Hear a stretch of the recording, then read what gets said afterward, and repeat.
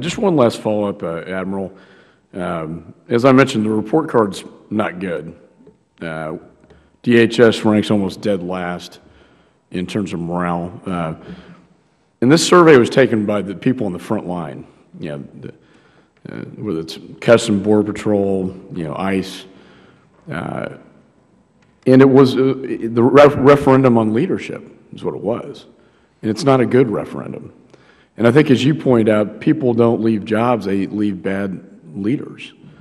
I think that answers the question I had, but if you could maybe expand upon why after 10 years is the report card still so bad? Well, as I said earlier, I think morale is a byproduct of leadership and enabling employee performance and organizational performance. So if you're going to look at morale, which is the subject of the hearing and is discussed in the rankings, I think you need to go back and look at that is the effect and what is the cause.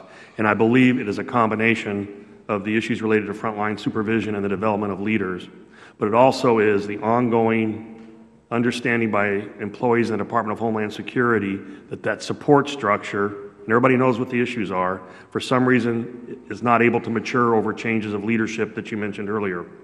A good example, and I'll take one that's not Coast Guard related, when you bring inspectors from immigration and customs together and you have different grade structures, different levels for what are journeyman grades, you have different ways to estimate the cost associated with that. We went through a huge amount of turmoil in the last 24 or 36 months inside the department to try and standardize the grade structures from the legacy organizational structures and then find the money to support the standardization of those grades because some of them had to be raised.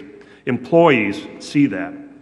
That is not de facto leadership, but they tend to aggregate that all in their impression of the commitment of the organization to them. That's the reason the evolution and the maturation of this support structure is so important as it relates to human resources, information sharing and IT. What are the tools we put in the hands of our employees so they can actually work together and share at the port level? I think those are all things that become indicia to them of how much the department cares, and it's easy to make that become a surrogate measure of leadership. So I'm not sure you can parse this down. I think it's all interconnected. But the notion of maturing the support structure and all the basic elements that support the workforce cannot be understated in their impact on how employees perceive leadership.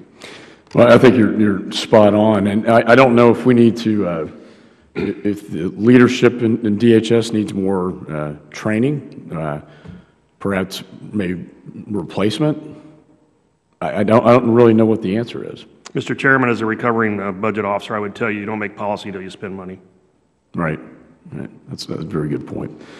Well, Admiral, let me just say thank you for your testimony, and I appreciate you showing up bright and early this morning.